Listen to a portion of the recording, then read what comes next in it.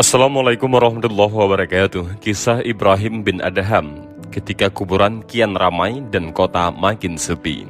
Fariddin Attar dalam bukunya berjudul Takhirat Aulia menyampaikan sejumlah kisah tentang karamah Ibrahim bin Adham. Salah satunya adalah kisah berikut ini.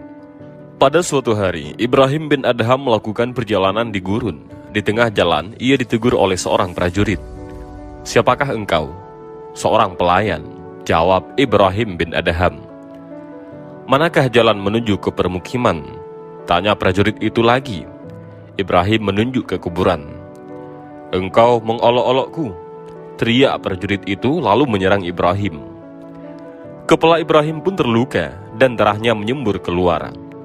Selanjutnya, prajurit itu mengikatkan tali ke leher Ibrahim dan menyeretnya. Orang-orang dari kota terdekat yang datang ke arah itu berhenti menyaksikan peristiwa tersebut. "Orang bodoh, dia adalah Ibrahim bin Adham, sahabat Allah," teriak mereka. Prajurit itu tersungkur di kaki Ibrahim dan memintanya untuk memaafkannya dan membebaskannya dari kesalahan yang telah ia lakukan. "Engkau mengatakan kepadaku bahwa engkau adalah seorang pelayan." Dia membela diri. "Aku di sini seorang pelayan," Ibrahim menjawab lagi. "Aku melukai kepalamu dan engkau berdoa untukku," kata prajurit itu. "Aku berdoa agar engkau diberkahi atas caramu memperlakukanku," jawab Ibrahim. "Ganjaranku untuk caramu memperlakukanku adalah surga, dan aku tidak berharap ganjaranmu mesti neraka." "Mengapa engkau menunjukkan ke kuburan ketika aku menanyakan jalan ke permukiman?" prajurit itu bertanya. "Karena setiap hari kuburan semakin ramai dan kota semakin sepi," jawab Ibrahim bin Adham. Dan kisah yang kedua adalah kisah lain yang menarik tentang Ibrahim bin Adham. Kisahnya adalah ketika Ibrahim bin Adham sedang duduk bersama teman-temannya, lalu lewatlah di hadapan mereka seorang temannya yang lain sambil melihat mereka tanpa mengucapkan salam. Beberapa temannya berkata, "Tidakkah kau lihat, wahai Ibrahim, bagaimana bisa dia lewat dan melihat kita tanpa mengucapkan salam kepada kita?" Ibrahim menjawab, "Boleh jadi dia sedang dalam kesulitan besar." Ibrahim pun mengejar temannya lalu bertanya, "Kenapa kamu hanya lewat tanpa mengucapkan salam kepada kami?" Temannya menjawab, "Istriku baru saja melahirkan, sementara aku tidak punya apa-apa untuk bisa memenuhi kebutuhan ini." Dia pun pergi. Ibrahim berkata kepada teman-temannya, "Demi Allah, kita telah menzaliminya 2 kali. Pertama, kita sudah seburuk sangka kepadanya soal tidak memberi salam kepada kita. Kedua, kita membiarkannya dalam kesulitan." Kemudian Ibrahim pergi meminjam uang 2 dinar. 1 dinarnya dibelikannya daging, madu, minyak samin, dan tepung. Dia pun bergegas ke rumah temannya. Pintu pun diketuk. Lalu istri temannya yang berada di dalam dan masih dalam kondisi sakit pasca melahirkan bertanya, "Siapa di luar?" Ibrahim menjawab, "Ibrahim bin Adham." "Ambillah apa yang ada di pintu, semoga Allah mengangkat kesulitanmu." Lalu Ibrahim pun pergi. Sang istri membuka pintu dan ditemukan ada makanan dan di atasnya ada 1 dinar. Ibrahim pun mendengar dari kejauhan doa yang mengesankan. "Ya Allah, jangan lupakan apa yang dilakukan Ibrahim hari ini sama sekali." Berapa banyak orang susah saat ini yang menanti makanan dan rupiah kita. Berapa banyak orang susah yang tidak meminta-minta ketika diberi pemberian seperti Ibrahim senantiasa memanjatkan doa kebaikan. Tidakkah kalian tahu bahwa doa orang kecil, lemah, dan kesusahan itu adalah doa keluarga Allah?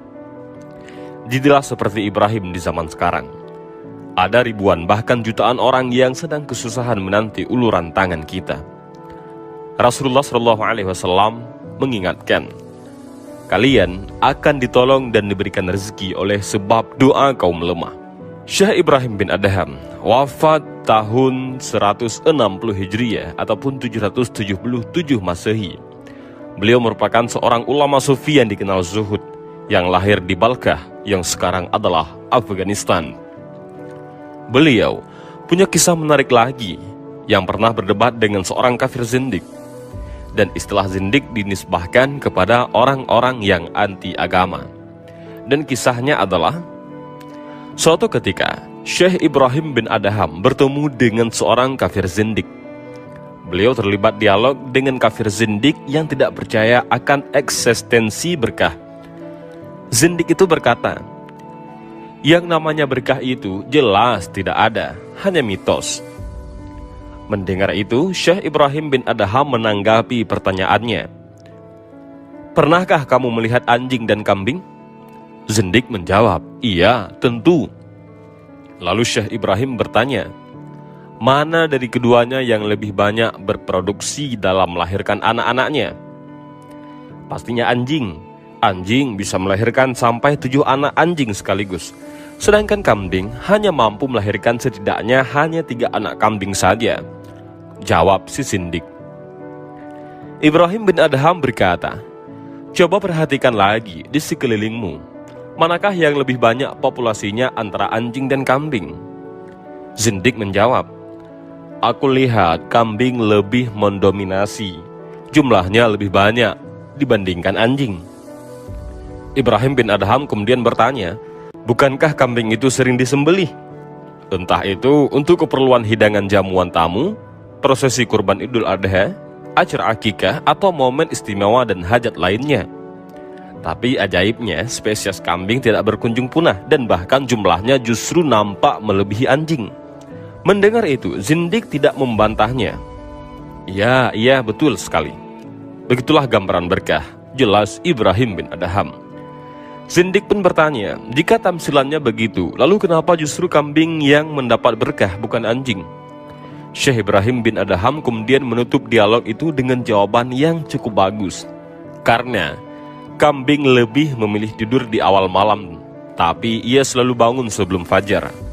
Di saat itulah ia mendapati waktu yang penuh dengan rahmat, hingga akhirnya turunlah berkah kepadanya. Beda halnya dengan anjing, ia doyan menggonggong sepanjang malam, tetapi di saat menjelang fajar, ia malah pergi tidur sampai melewatkan saat-saat turunnya kuncuran rahmat, dan ia pun tidak kebagian berkah. Dalam syarah Sahih Muslim karya Imam An-Nawawi disebutkan bahwa berkah memiliki 2 arti. Pertama yakni bertumbuh, berkembang atau bertambah. Kedua yakni kebaikan yang berkesinambungan. Menurut Imam An-Nawawi, asal makna berkah ialah kebaikan yang banyak dan abadi. Dalam satu hadis Nabi disebutkan bahwa waktu fajar adalah waktu yang penuh berkah. Disebut berkah karena di dalamnya terdapat banyak kebaikan. Saking berkahnya waktu tersebut, Nabi Muhammad SAW pernah memanjatkan doa, Allahumma barik li ummati fi bukuriha. Ya Allah, berkahilah umatku di waktu paginya. Dan demikianlah 3 kisah dari Ibrahim bin Adham. Mudah-mudahan dari 3 kisah ini kita bisa mendapat pelajaran dan hikmah. Dan juga mudah-mudahan video ini bermanfaat bagi kita semua. Amin ya rabbal alamin. Allahu a'lam bishawab. Assalamualaikum warahmatullahi wabarakatuh.